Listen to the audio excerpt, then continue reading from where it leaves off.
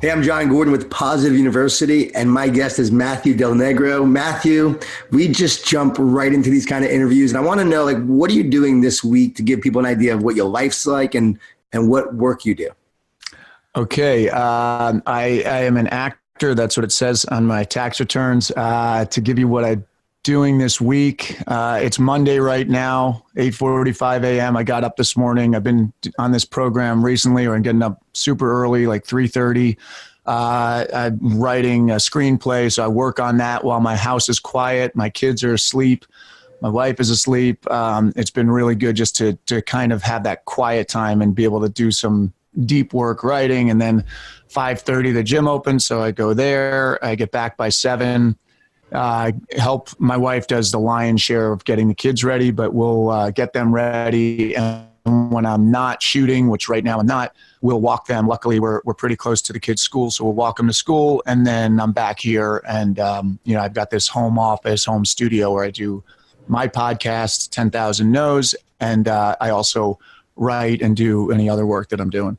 And in terms of work, I just finished a comedy series for Netflix called Huge in France that will be out, available for streaming next February is what they're telling us. That's always a little subject to change, but really, really happy with that. Had a blast shooting that this summer here in LA, and then like 2 weeks in Paris, which was kind of awesome. I had never been before, so it was kind of the trip of a lifetime. My wife got to come with me, and that was really cool. So, what is that show about? It's there's a stand-up comedian named Gad Elmaleh, who is considered the Seinfeld of France. And in real life, Jerry Seinfeld has taken Gad under his wing, and Gad has been on all of our talk shows. He's kind of crossed over to the U.S. and beyond France. Now he has an English-speaking show that he did in New York that's on Netflix. You can check it out. And in the show, he's playing kind of like an alter version of himself. He's in France. He's kind of rich and famous, and it turns out he's got an ex who is in LA, and they've got a kid together from a previous relationship. And at one point toward the beginning, she says, "Hey, could you sign these papers? Our son still wants to be a model." He's like, "A model? Are you kidding me?"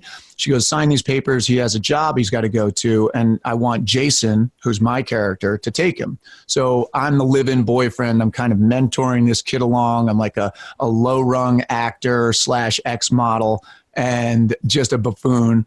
And this guy, Gad, doesn't like it, so he decides he's going to forgo all of his fame, and he's going to come to America and see what it's like to be a normal person. And he gets here, and he doesn't quite expect that it's going to be so anonymous for him as it is. And hijinks ensue. It ends up being like him trying to get the affection of his son and his ex, and I'm involved. And it was just a total blast. Really funny. A lot of heart. The guys that created it did a show called The Grinder with Rob Lowe and Fred Savage, and they made a movie called The D Train with Jack Black and James Marsden that was really good. And so it's just a really great group of people to work with.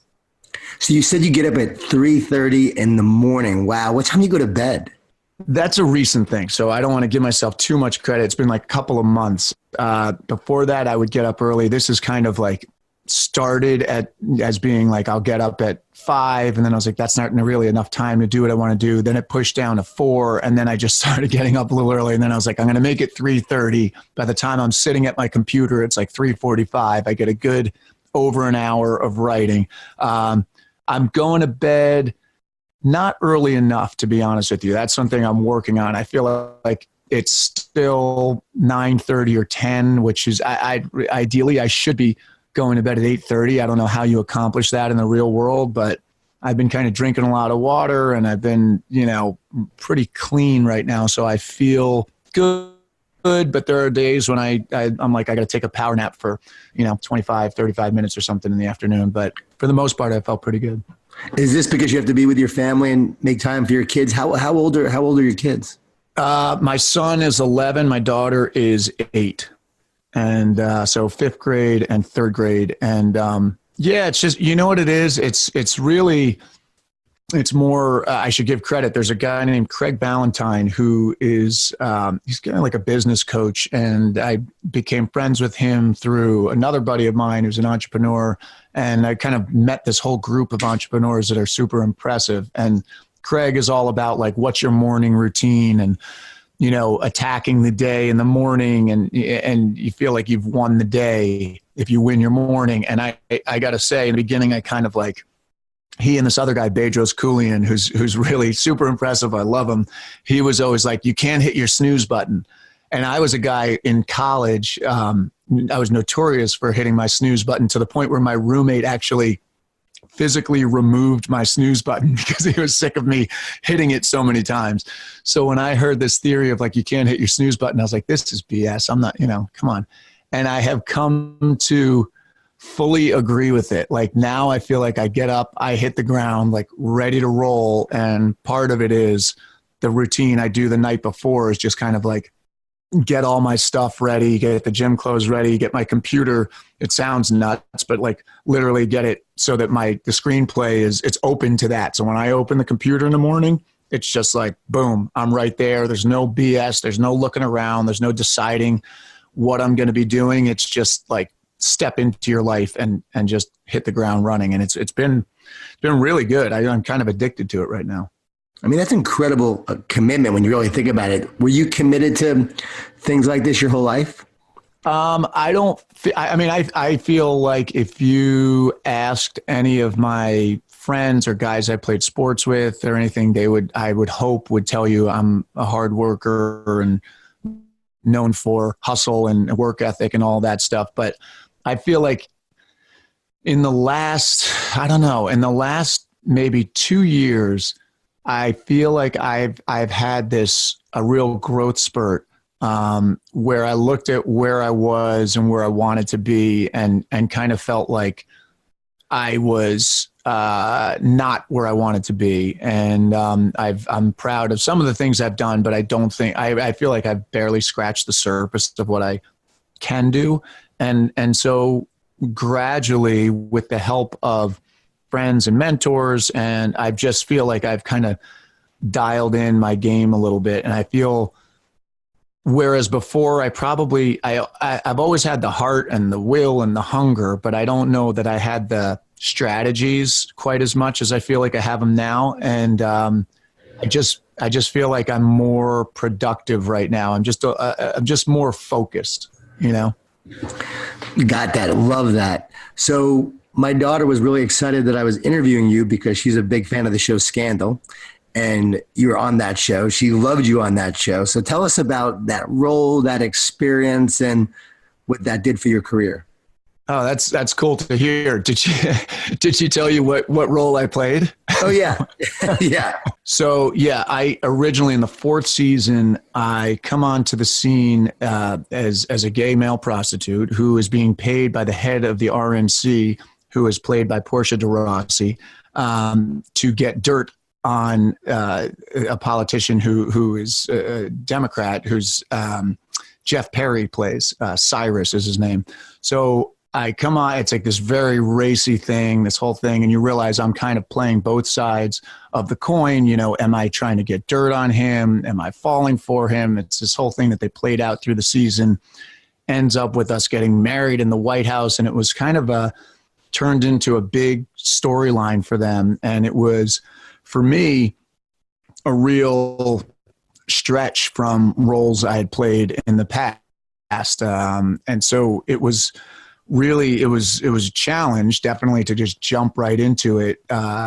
It's not that often that I'm offered roles, but I had a relationship with the casting director, Linda Lowy, who cast one of my favorite shows, Friday Night Lights. And I had been in for something for her earlier, like 5 years previous. And this came up, and she was like, I'm sure they went through a list of offers, and then they came to me, and I said, yeah, I'll take it. It's a risk, but I'll take it. And it really turned out to be great. It's such a great cast and crew to be around. And I didn't realize when I got the job that it was just such a huge show. I mean, it's one of those shows that I could be I mean, I literally was in the middle of Arches National Park with my son, like driving cross country a couple of years ago. And someone's like, "Hey, I love you on the show." And I was like, "Oh, cool. What?" And they're like, "Scandal." It's anywhere you go. I feel like people are really crazy about the show. So it was good exposure, and the role was complicated. So I felt fortunate to do it. And I felt like it set me apart from a lot of guys that were doing a lot of things that I do that maybe have a tougher time taking on a role like that. So I was really happy to do it. And you played lacrosse in college, so you were an athlete. How do you move from lacrosse player to actor? Tell us about how you got into lacrosse, that experience, and then also how did you get into acting? Okay, so I have an older sister and an older brother. My sister's 5 years older, brother's 3 years older. He and I shared a room. He played everything, and he was, very instrumental in me playing everything. Played football. I played everything at a young age, football, baseball, basketball. I played like a year of soccer and hated it. We did not have lacrosse available till 7th grade, and a bunch of my friends are like, that all played baseball, so let's play lacrosse. And we started playing, and it was pretty big where I grew up in Westchester County, New York. And it wasn't uncommon for a lot of us. We had a pretty good program, John Jay High School, Katona Lewisboro. A lot of us ended up playing D1, and there were, I always say I was not really a great athlete. I hustled, I thought, and I was a student of the game, and I ended up playing football and lacrosse all the way through high school. And I had guys around me that were way better athletes, all-American lacrosse players, all that stuff. That was not me, but I kind of, hustled enough that I was able to play at BC. I had to try out for the team, but I did that, and that was a great experience. And then between, sophomore year, I thought, I want to go abroad junior year and to study abroad. And everybody that went abroad would go spring of junior year. And I realized I would miss the lacrosse season if I did that. So I opted to go to Italy between sophomore and junior year. And ironically, while I was there, long story short, was going out with a girl from BC. We broke up. My sister had given me a journal. I wrote in this journal. I kind of was out of my element. And I was like, I don't know if I want to play lacrosse anymore. I kind of was on this track, and I wasn't really, I felt like I want to go on spring break. I want to do other things. I have more that I want to do than just this, as much as I'm loving it. And so I kind of questioned it. I thought I was going to stop, came back that junior year, and just fell right back in it, played fall ball. And then the end of fall ball, we were running around Shea Field, which is our practice field. And I really remember this. I was running around with the team, and I had this thought like, man, I wish I just rolled my ankle right now. I just don't feel like being here. And as soon as I heard myself say that to myself, I was like, this is nuts. You're not on scholarship. Like, what are you doing? And I went into coach, and I just said, I think I'm done. And he said, think about it. I said, I have. And he said, well, you have a slot on the team if you change your mind in the spring. And I said, no, I think I'm done. And that was it. And then I kind of freaked out for about 4 days. Like, what am I going to do? Because it, as you know, it takes up so much of your time, and it's so much of your identity. And then I ended up, going out for a play that spring of junior year, which is like, as a lacrosse player, it's like the theater and lacrosse could not be further from each other in terms of, like in terms of what you're doing on a college campus. Right. Didn't get a role, went out for another one the next month, and got the lead in this tiny production that it was called Hello Out There by William Saroyan. And I was a guy who wakes up in a jail cell in Texas accused of rape. And like, I connect with this woman who's working in the jail. And it wasn't even on a real stage. It was in a lecture hall at BC, but the whole cast was committed. They were cool. And for me, it was new. And I was just like, literally did that 2-night performance. And I just started telling people I'm going to be an actor. What made you want to do that in the first place? What made you say, I'm going to go out for a play? After lacrosse, I'm going to go join a play. I think if I look back to that journal, from Italy, I talked about being a writer. I was always searching for what I wanted to do. And my mom is a retired special ed teacher from my high school. My dad is an attorney. And the way my dad talked about, he's an attorney, but he's more of like a teacher at heart, or a social worker at heart. And the way he spoke about the law, I loved. And I always thought, I took Latin when I was in 7th grade through 10th grade. I always thought I would be a lawyer. I thought I'd be like a trial lawyer. But I was always kind of going, what will it be that will fully use me up, And after freshman year of college, I drove with a high school buddy of mine who I'm still best friends with. We drove up to Canada, out to California, down the coast, all around the country. It took like a month, camped out, all that stuff. And on that trip, I remember thinking, like, what do I want to do that's going to really fire me up? And we stayed with my cousin David Ferrara in Hermosa Beach, and sadly, tragically, he passed away when he was 44, which was back in like 2009.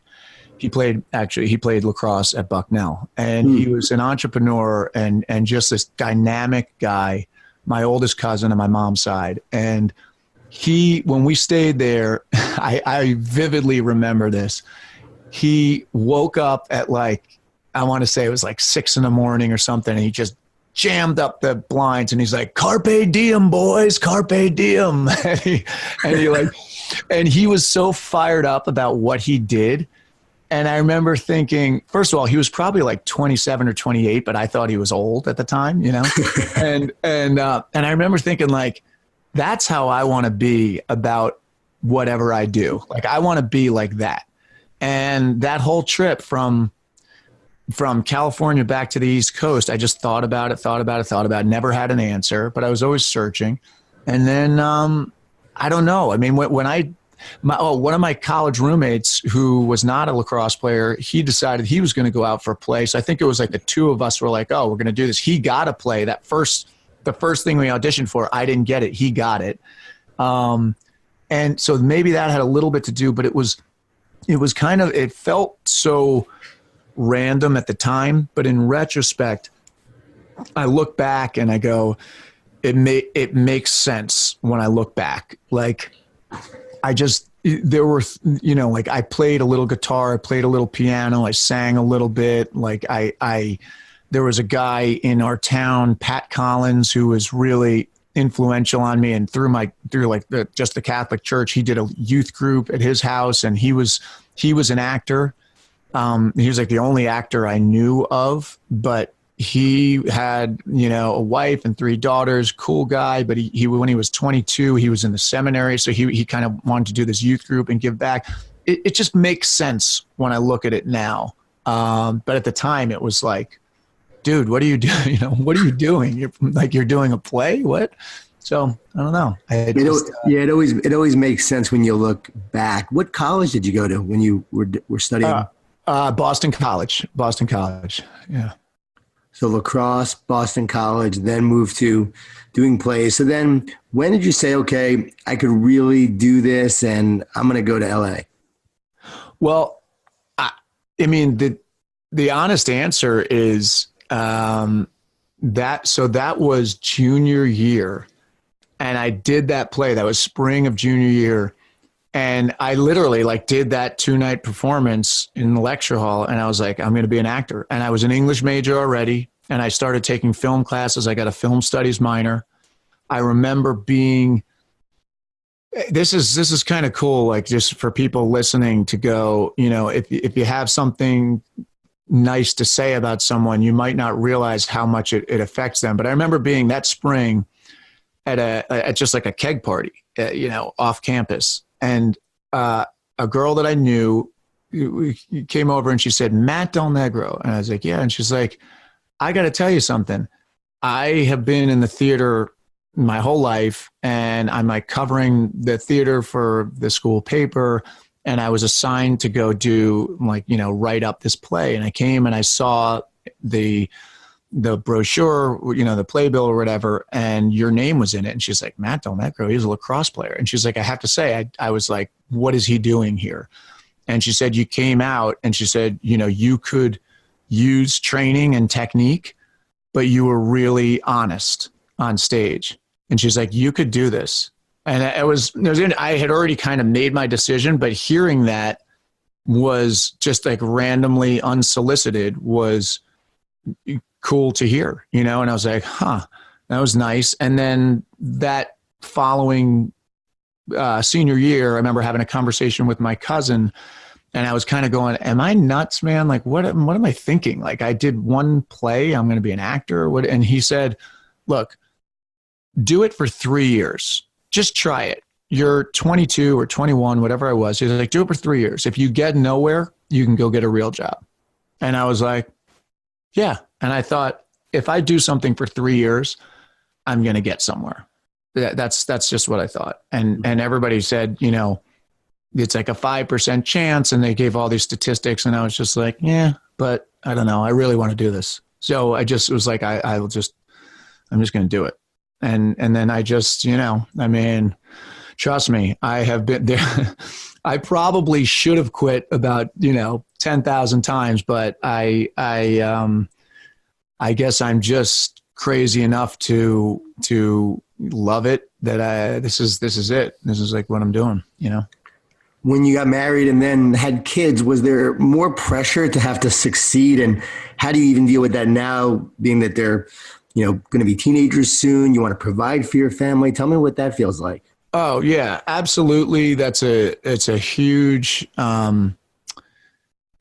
factor. I mean, it can be nerve-wracking at times because you can go, even when it's going well, you can go between jobs. You can go a long time, long stretches with no jobs, or, you'll have some residuals coming in, or you'll have a few little jobs. Luckily I have this voiceover thing that helps out, but it's trying at times. I've been really fortunate. I'm also fortunate because I have, my wife is awesome and she's really, she's supportive, but it gets tense at times. But she's supportive. My family is supportive. Her family is supportive. And I feel like everybody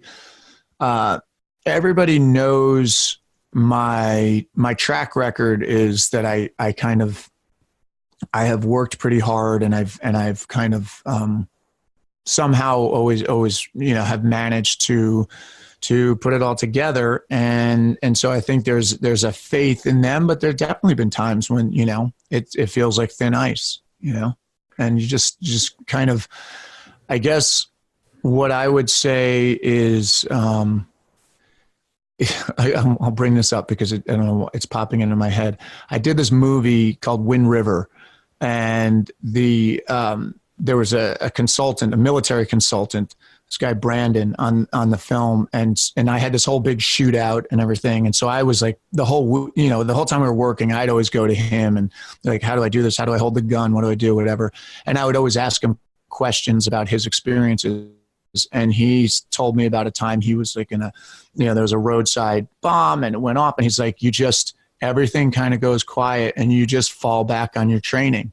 And that's kind of what it's like for actors, fall back on your training. One, as an actual actor within the art of it, you fall back on your training when things get hairy on a set, but also as an entrepreneur, which is really what we are, you fall back on your training or your experience, which is knowing that sometimes it feels really bleak, but you've been through this so many times before that you have to have this faith that the next job will come, and you don't know exactly when it's going to come or how it's going to come, but it's going to come.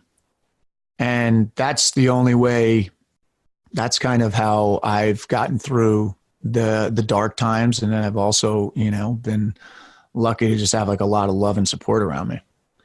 And you have this belief and faith that the best is yet to come. But at the same time, you're also working on your craft. It's clear that you're not just someone showing up doing the work. You're actually a master working on your craft, trying to be the best you can be. A master craftsman is what I like to say. So, tell us about that. What does it look like to really work on mastering your craft?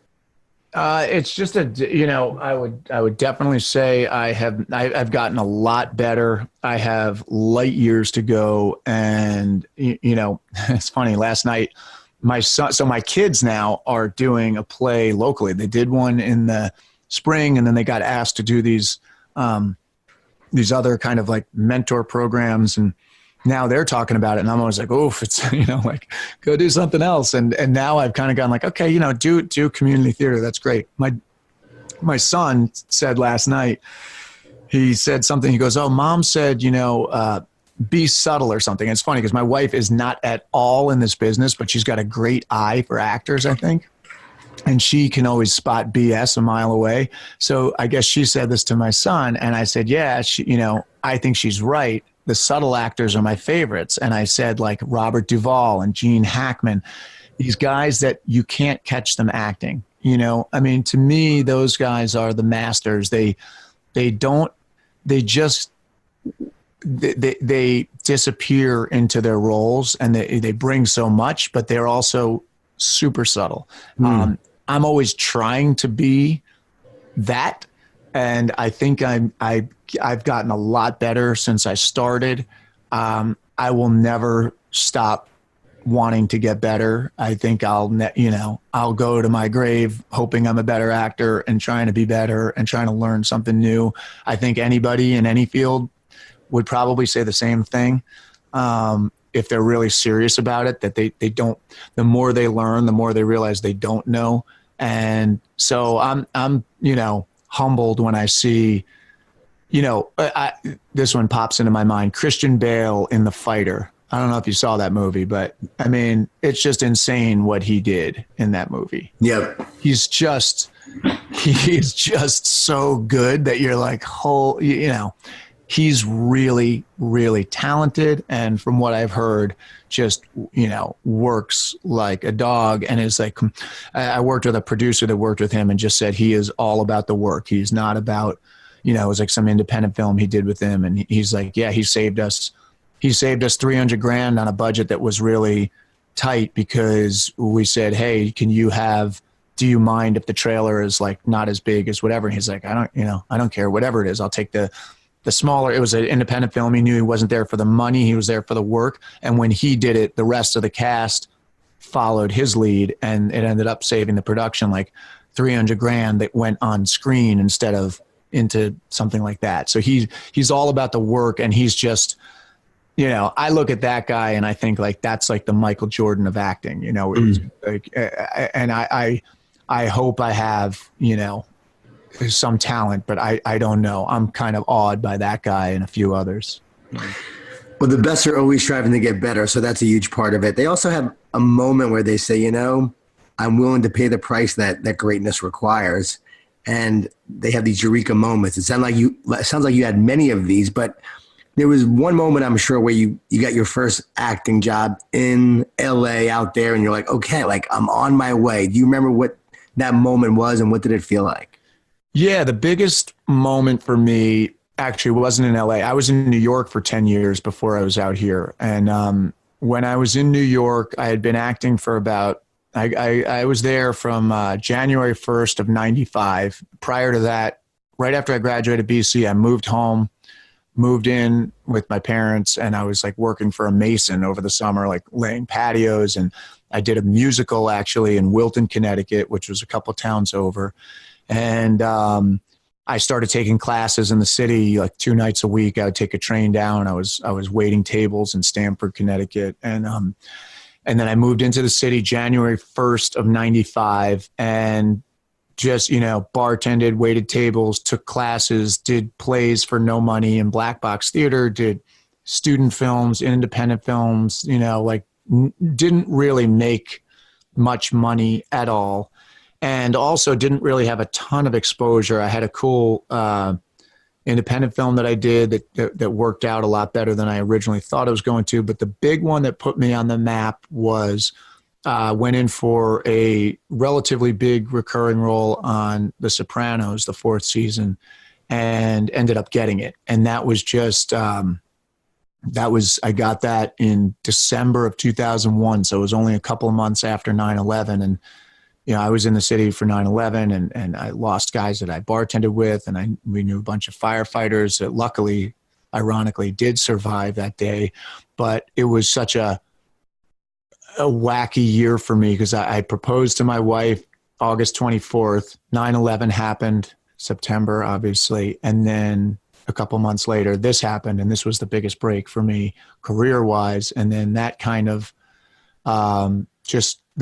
validated some things that made me feel a little bit less delusional because, you're like, I was just watching this thing this morning with Steve Jobs talking about the beginning of Apple. And you really do have, I firmly believe now, you have to be a little bit delusional if you have some big dream, because it doesn't really make sense on paper. And so I spent 7 years like telling people I'm going to be an actor in New York and all this stuff. And, but the reality was I was pouring people's Guinness, guys that went to college with me that were working on Wall Street would come in on Thursday nights and I'm pouring them Guinness. And that's hard on your ego. And so Sopranos for me was a very nice validation. And it was the first time that anybody outside my immediate circle knew that I was an actor. And be on the subway. That show was just so big that you'd be on the subway and people would say stuff. You'd be out at a bar, people would say stuff. And it was validating. You're like, oh, okay, I'm on one of the best shows in TV history. That's pretty cool. Doesn't mean I'm the best, but it means, I'm not the worst either. So it's very cool. What was that like for your parents? Oh, that was cool. Now that I have kids, I can probably understand it a little bit better. Like my parents, man, they're so supportive. When I told them I was going to do this, they largely, aside from some tiny scholarships I had, they really funded BC. So I'm extremely fortunate. And to have your kid get to the end of school and be like, I'm going to be an actor. It's like most people would be like, no, brother, you're going to go get a job. And I remember my dad saying, they're both so supportive. And I remember my dad saying, listen, we will support you, spiritually and philosophically, but not financially. You're done in terms of like, we got you. And that was it. So it was like basically sink or swim. And so I had to have a bunch of different jobs and live a couple of lives in one in order to do it when it wasn't making me any money. So I think Sopranos for them, and my grandmother was still alive at the time. She just passed away a couple of years ago at 101, amazing woman. But she was, I think she was so proud. And the funny thing is so my brother was one of the owners of this place, Turtle Bay Grill and Lounge on 52nd and 2nd. I used to bartend there. And we did a screening when Sopranos came on, and we invited people, and like upstairs was like a big screen and everything. And my grandmother came, and when it was done, she goes, I didn't care for it, but you were the most wonderful actor. She had this, we were convinced that she sounded like Katharine Hepburn, even though she was Italian. She had this accent that we're like, who taught her how to speak English? But anyway, it was, the whole family, it was cool. And my wife and her family, I'm telling you, man, I have been extremely, extremely fortunate with all of the people I've had around me my entire life. Like, coaches, friends from high school, from college, my family. Like I'm really a lucky guy for that, really. I know I'm putting you on the spot, but what's one of your favorite lines that you remember from The Sopranos that you said in your role there? Actually, there's one that I always think of. There's an episode called HUD where my character, I played Brian Camerata. I was Carmela's cousin, Brian. I was like a financial advisor. And I go out, I go to the Bada Bing. It was like Paulie's return from prison. And it's a big thing there. I end up getting drunk and I wake up the next day and I go to the diner with Tony and Ralphie, who's, so Gandolfini and Joe Pantoliano. And at one point I start talking about this like real estate deal and everything. And I said, the line I would say is, I say, buy land because God ain't making any more of it. It's a Will Rogers quote. And I don't know why that just sticks in my mind. And then I kind of like, he starts asking me about it and I say, oh, no, it's just something. And he goes, no, tell me. And I get him involved and he ends up making a bunch of money and gives me an expensive watch. And I'm afraid I'm going to get in trouble for it. And, so I don't know, buy land because God ain't making any more of it. I love that. So give us the line in terms of that character. Can you go back to that character right away? Do you mean how it was? Yeah, you actually said it. Like, give it to me now. And I mean, that character was at the time, it was very close to me. I mean, there wasn't much of a spin on it. I think I just like very similar to how I just said it. It was like, I don't know. It was let me see. Buy land because God ain't making any more of it. Something like that. There's always, if you want to give you the Gandolfini one was, what is it? He goes, Gandolfini says, oh, what are you talking about, Bri? And I'm like, oh, nothing. He's like, no. Oh yeah. I tell him about these houses and he goes, hey, Ginsburg, my CPA told me about that. Some kind of Bughazi real estate. Oh man, that's good. That's good. Sounds a lot like him. So you had success with The Sopranos. What made you go out to LA? So after Sopranos, I thought, I got that job. It was a really big get. And I had visions of me being on Letterman's couch in 2 years. You think like, oh yeah, now it's done. And I came out, we ended up, it was a really, like I said, it was a crazy year. So that was 2001. And then 2002, I got married in September and it was literally like, we had the Radio City Music Hall on a Thursday night showing the first 2 episodes of Sopranos, big party, whole thing. Next night was our rehearsal dinner. Next day was our wedding. Next week was all of my Sopranos stuff started airing. So that whole fall was crazy. And then I decided to come out for pilot season in the winter of 2003, thinking like, oh, okay, I'll just come out here and I'll snag a show. And I came out and it was gangbusters. I had meetings with all these people and everybody was so kind and all that stuff. Basically, long story short, after about 3 months, just totally goose egg, back to New York, tail between my legs, got nothing, like it was rough, and ended up bartending again after that for a little bit. So you talk about like the ups and the downs. It was like, had this pop and then it was like, back down. And then it wasn't until, and then, worked and everything, but it was like slugging it out. And it wasn't until I was out in LA, I guess 2 pilot seasons after that. I had something the next year with Ivan Reitman, but it didn't go. And then there, like a couple of things happened, but they just didn't go. And then I got something on the West Wing that I thought was going to be 1 episode, and it turned into them bringing me back for the whole last season, and that's what moved us out.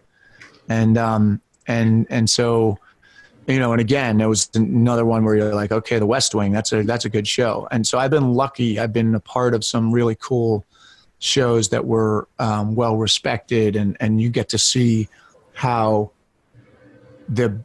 some of the best people in the business are working, and you can learn a lot being around people like that.